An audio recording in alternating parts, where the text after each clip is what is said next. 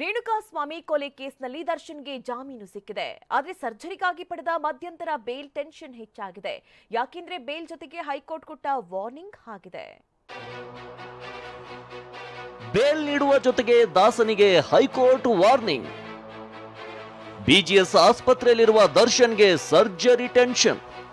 ರೇಣುಕಾಸ್ವಾಮಿ ಕೊಲೆ ಕೇಸಲ್ಲಿ ಆರೋಪಿ ದರ್ಶನ್ಗೆ ಕಾನೂನು ಸಮರದಲ್ಲಿ ಈವರೆಗೆ ಎಲ್ಲ ಅಂದುಕೊಂಡಂತೆ ಆಗಿದೆ. ಸರ್ಜರಿ ಮಾಡಿಸಬೇಕು ಅಂತ ಮೆಡಿಕಲ್ ಜಾಮೀನು ಪಡೆದಿದ್ರು. ಬಳಿಕ ರೆಗ್ಯುಲರ್ ಜಾಮೀನು ಕೂಡ ಹೈಕೋರ್ಟ್ ನೀಡಿರೋದು ಬಿಗ್ ರಿಲೀಫ್ ಸಿಕ್ಕಂತಾಯ್ತು.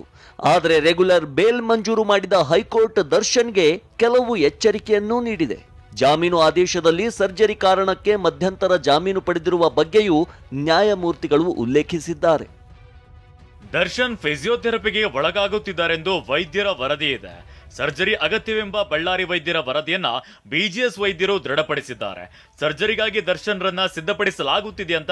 ನಿಮಗೆ ಉಬ್ಬಿದ ರಕ್ತನಾಳ ಅಂದ್ರೆ ವೆರಿಕೋಸ್ ವೇನ್ಸ್ ಸಮಸ್ಯೆ ಇದ್ದಲ್ಲಿ ಫ್ರೀ ಡಾಪ್ಲರ್ ಸ್ಕ್ಯಾನಿಂಗ್ ಗಾಗಿ ಹಿಂದೆ ಭೇಟಿ ಕೊಡಿ ಏವಿಸ್ ಆಸ್ಪತ್ರೆಗೆ ವರದಿ ನೀಡಿದ್ದಾರೆ.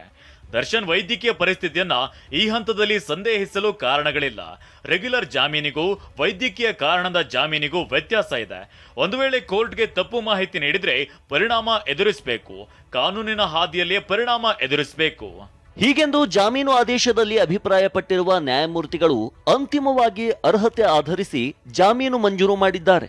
ಇದೇ ಕಾರಣಕ್ಕೆ ಆಸ್ಪತ್ರೆಯಲ್ಲಿ ಕನ್ಸರ್ವೇಟಿವ್ ಚಿಕಿತ್ಸೆ ಪಡೆಯುತ್ತಿರುವ ದರ್ಶನ್ಗೆ ಹೊಸ ಟೆನ್ಷನ್ ಶುರುವಾಗಿದೆ. ಫಿಸಿಯೋಥೆರಪಿ ಸಾಕಾ, ಸರ್ಜರಿ ಮಾಡಿಸಿಕೊಳ್ಳಲೇಬೇಕಾ ಅನ್ನೋ ಚಿಂತೆಗೆ ಬಿದ್ದಿದ್ದಾನೆ. ಒಂದು ವೇಳೆ ಸರ್ಜರಿ ಮಾಡಿಸಿಕೊಳ್ಳದಿದ್ರೆ ಕೋರ್ಟ್ ಎಚ್ಚರಿಸಿದಂತೆ ಕಾನೂನು ಪರಿಣಾಮ ಎದುರಾಗುತ್ತಾ ಅನ್ನೋ ಆತಂಕದಲ್ಲಿದ್ದಾನೆ. ಹೈಕೋರ್ಟ್ ಆದೇಶ ಪ್ರಶ್ನಿಸುವ ಬಗ್ಗೆ ತನಿಖಾಧಿಕಾರಿಗಳ ಚರ್ಚೆ. ದರ್ಶನ್ ಸೇರಿದಂತೆ 7 ಮಂದಿ ಆರೋಪಿಗಳಿಗೆ ರೆಗ್ಯುಲರ್ ಜಾಮೀನು ಸಿಕ್ಕಿರುವುದನ್ನು ಪ್ರಶ್ನಿಸಿ ಮೇಲ್ಮನವಿ ಸಲ್ಲಿಸಲು ತನಿಖಾಧಿಕಾರಿಗಳು ಮುಂದಾಗಿದ್ದಾರೆ. ವಿಶೇಷ ಸರ್ಕಾರಿ ಅಭಿಯೋಜಕ ಮತ್ತು ಕಾನೂನು ತಜ್ಞರ ಜೊತೆಗೆ ಚರ್ಚೆಗೆ ತನಿಖಾಧಿಕಾರಿಗಳು ಮುಂದಾಗಿದ್ದಾರೆ.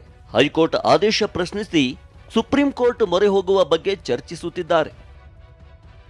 ದರ್ಶನ್ ಬೇಕೆಂದು ಕೊಲೆ ಮಾಡಿಲ್ಲ ಎಂದ ಸರಿಗಮ ವಿಜಿ. ಯಾರನ್ನು ದೂಷಿಸಲು ಆಗಲ್ಲವೆಂದ ಸುಂದರ್ ರಾಜ್. ದರ್ಶನ್ ಬೇಲ್ ಬಗ್ಗೆ ಮಾತನಾಡಿರುವ ಹಿರಿಯ ನಟ ಸರಿಗಮ ವಿಜಿ, ದರ್ಶನ್ ಬೇಕೆಂದು ಕೊಲೆ ಮಾಡಿಲ್ಲ, ಆಕಸ್ಮಿಕವಾಗಿ ಆಗಿದೆ ಎಂದಿದ್ದಾರೆ. ಇನ್ನು ನಟ ಸುಂದರ್ ರಾಜ್ ಮಾತನಾಡಿ ಈ ವಿಚಾರದಲ್ಲಿ ಯಾರನ್ನು ದೂಷಣೆ ಮಾಡಲು ಆಗಲ್ಲ ಎಂದ್ರು. ನೋಡ್ತಾ ಇದ್ದೀವಿ ಸರ್, ಬರೋ ವರ್ಷ ಇಷ್ಟೊತ್ತಿಗೆ ಎಂತೆಂಥ ಸಿನಿಮಾ ಬಂದು ಕರ್ನಾಟಕದಲ್ಲಿ ಹೇಗೆ ಜೈಬೇರಿ ಬಾರಿಸುತ್ತೆ ಅಂತ. ಯಾವತ್ತೂ ಒಂದು ಈ ಥರದ ಘಟನೆಗಳಾದಾಗ ಯಾರೊಬ್ಬರನ್ನು ನಾವು ದೂಷಣೆ ಮಾಡೋಕ್ಕಾಗಲ್ಲ. ನಮ್ಮೊಬ್ಬ ಕಲಾವಿದ ಎಲ್ಲೋ ಜೈಲಲ್ಲಿದ್ದಾನೆ ಅನ್ನೋವಾಗ ಭಾಳ ಮನಸ್ಸು ಬೇಜಾರಾಗುತ್ತೆ. ಜೈಲಿನಿಂದ ನಾಳೆ ಪವಿತ್ರ ಗೌಡ ಆ್ಯಂಡ್ ಟೀಮ್ ಬಿಡುಗಡೆ. ಇನ್ನು ಜಾಮೀನು ಪಡೆದಿರುವ ಪವಿತ್ರ ಗೌಡ, ಪ್ರದೋಷ್, ಅನುಕುಮಾರ್, ಜಗದೀಶ್, ಲಕ್ಷ್ಮಣ್ ಮತ್ತು ಮ್ಯಾನೇಜರ್ ನಾಗರಾಜ್ ಜಾಮೀನು ಷರತ್ತುಗಳನ್ನು ಪೂರೈಸಬೇಕಿದೆ. ನಾಳೆಯೇ ಜೈಲಿನಿಂದ ಬಿಡುಗಡೆ ಆಗುವ ಸಾಧ್ಯತೆ ಇದೆ. ದರ್ಶನ್ಗಿದೆಯಾ ಉಳಿದ ಆರೋಪಿಗಳ ಬಿಡುಗಡೆ ಹೊಣೆ? ರೇಣುಕಾಸ್ವಾಮಿ ಕೊಲೆ ಕೇಸ್ನಲ್ಲಿ 17 ಆರೋಪಿಗಳ ಪೈಕಿ ಇನ್ನೂ 5 ಜಾಮೀನಿಗೆ ಅರ್ಜಿ ಸಲ್ಲಿಸಿಲ್ಲ. ಆರೋಪಿಗಳಾದ ಧನ್ರಾಜ್, ನಂದೀಶ್, ವಿನಯ್, ರಾಘವೇಂದ್ರ ಹಾಗೂ ಪವನ್ ಜೈಲಲ್ಲೇ ಇದ್ದಾರೆ.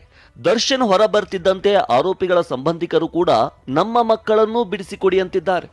ಸರ್, ಈಗ ಅವ್ರು ಬಂದವರೇ ಅವ್ರ ಮೇಲೆ ಡಿಪೆಂಡ್ ಅಷ್ಟೇ. ಇನ್ನೇನು ನಾವು ಹೇಳೋಕ್ಕಾಗೋದಿಲ್ಲ, ನಮಗೆ ಗೊತ್ತಿಲ್ಲ. ಅವ್ರು ಬಂದವರೇ ಅವ್ರ ಮೇಲೆ ಡಿಪೆಂಡ್ ಮಾಡ್ಕೊಂಡು ನಿಮ್ಮ ಮೇಲೆ ತೀರ್ಮಾನ ಅವರೇ ತಗೊಂಡ್ರು. ಅವ್ರ ಮೇಲೆ ನಂಬಿಕೆ ಇಟ್ಕೊಂಡಿವಿ ಅಷ್ಟು ಬಿಟ್ಟರೆ ನಾನು ಇನ್ನೇನು ಹೇಳಲ್ಲ. ಸರ್ಜರಿ, ಬೇಲ್ ಪ್ರಶ್ನಿಸಿ ಮೇಲ್ಮನವಿ, ಆರೋಪಿಗಳ ಬಿಡುಗಡೆಗೆ ಕೇಳ್ತಿರುವ ಸಂಬಂಧಿಕರು, ಹೀಗೆ ದರ್ಶನ್ಗೆ ಬೇಲ್ ಸಿಕ್ಕರೂ ಒಂದಾದ ಮೇಲೊಂದು ಚಿಂತೆ ಕಾಡ್ತಿದೆ. Bureau report, TV9.